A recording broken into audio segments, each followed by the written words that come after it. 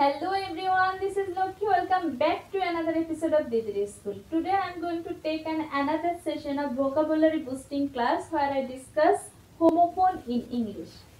দিদির স্কুলের vocabulary boosting ক্লাসে এই হোমোফোনস ইন ইংলিশ নিয়ে অলরেডি কয়েকটি ক্লাস আছে, তো যারা সেই ক্লাসগুলো মিস করেছো তাদের জন্য আজকে আবার একটু বলি হোমোফোনস ইন ইংলিশ কি। ইংরেজি ভাষায় এমন কিছু ওয়ার্ড আছে যাদের প্রোনাউন্সিয়েশন সেম বাট স্পেলিং এবং মিনিং আলাদা, সেই শব্দগুলোকে হোমোফোনস ইন ইংলিশ বলা হয়। তো দিদির স্কুলের সেই ক্লাসগুলো যারা মিস করেছে, এই ক্লাসের ডেসক্রিপশন বক্সে সেই ক্লাসগুলোর লিংক দেওয়া থাকবে, চাইলে দেখে নিতে পারো। So without any delay let's get started. But before starting the class, I must say if you are new to my channel, please subscribe the channel and hit the bell icon. And if you are watching this video in Facebook, please like the page and stay tuned till the end. Thanks for visiting my channel. So today's our first word is alter. ALTER alter, ALTAR alter. দুটো spelling এর পার্থক্য কিন্তু একটা আর একটা AR। প্রথম alter ALTER, এই অল্টারের অর্থ হচ্ছে বিকল্প।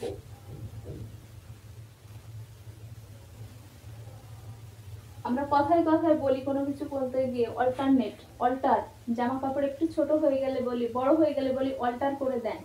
সেই অল্টারের বাংলাটা হচ্ছে বিকল্প। আর ALTAR অল্টার, অল্টার হচ্ছে বেদি। অল্টার শব্দের অর্থ বেদি। নেক্সট ওয়ার্ড ALMS আর্মস, আর ARMS আর্মসড। প্রথমটায় এলটা সাইলেন্ট থাকবে, সেকেন্ডটায় আরটা সাইলেন্ট থাকবে। Arms arms, not arms, not arms, arms arms arms. প্রথম আর্মসটার অর্থ হচ্ছে ভিক্ষা। আর ARMS আর্মস অর্থ বাহুদয়। আর্ম মানে বাহু, আর্মস অর্থ বাহুদয়, প্লুরাল। AUGER অগার, AUGUR অগার, অগার AUGER অগার, অগার অর্থ হচ্ছে ছিদ্র করার যন্ত্র।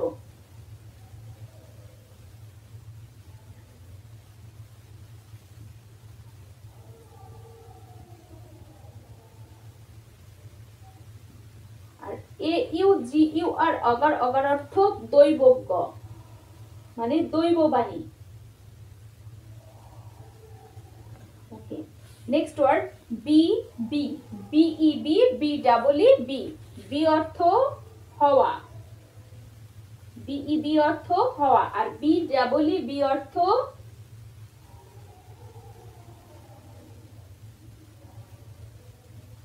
মৌমাছি। নেক্সট ওয়ার্ড BREAD ব্রেড, আর BRED ব্রেড, দুটোর প্রোনাউন্সিয়েশন সেম, ব্রেড ব্রেড। প্রথম ব্রেডটার অর্থ হচ্ছে রুটি, যেটা আমরা ব্রেকফাস্টে খাই, ব্রেড। আর BRED ব্রেড, ব্রেড অর্থ প্রজনন।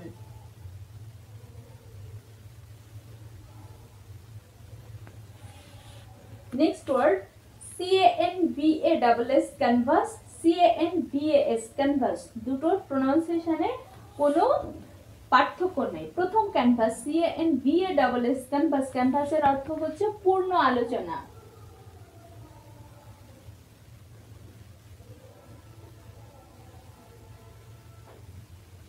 আমরা কোনো পাবলিক ট্রান্সপোর্টে উঠলেই কিছু লোক পেন, মলম, বিভিন্ন জিনিস বিক্রি করতে এসে ডিটেল একটা বর্ণনা দিয়ে যায়, এটাকে কিন্তু ক্যানভাসিং বলা হয়। সেই ক্যানভাসটার স্পেলিং হচ্ছে CANVAS, মানে পূর্ণ আলোচনা।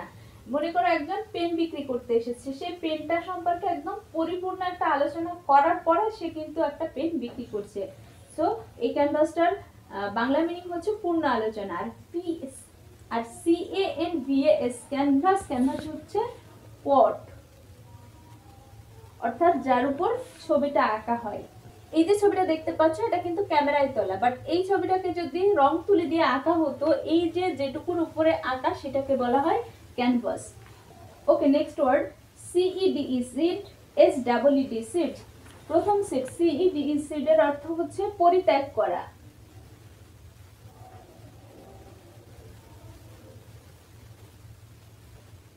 যে সিনোনিম গিভ আপ। আর SEED সিড, সিড অর্থ বীজ। Next word days, DAYS days আর DAZD ডেজ। প্রথম ডেজ আমরা তো সবাই জানি ডে অর্থ দিন, আর ডে হচ্ছে প্লুরাল দিনগুলি। আর DAZD ডেজ, ডেজ অর্থ চকচকে।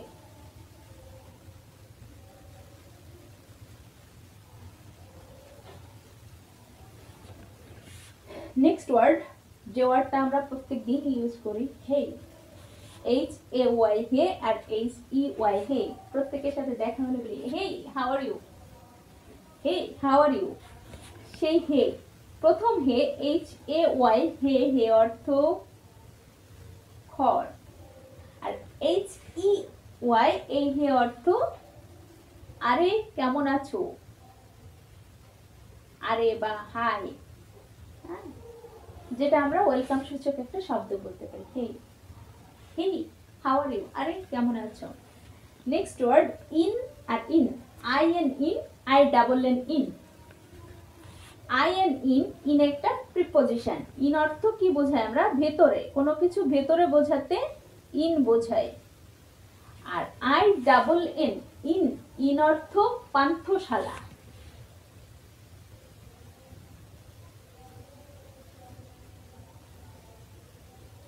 ইন অর্থ পান্থশালা।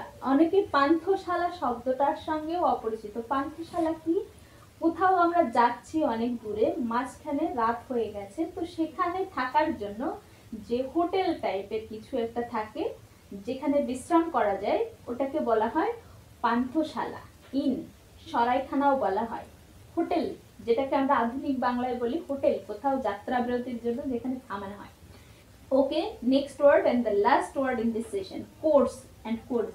COARAC course আর COURAC। COARAC course, course অর্থ মোটা। আর COURAC course, course অর্থ কার্য বিবরণী।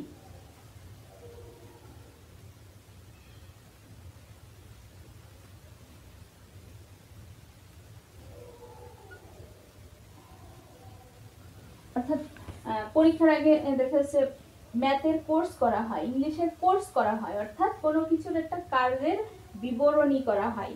তো এই ছিল আজকের ভোকাবুলারি বুস্টিং ক্লাস।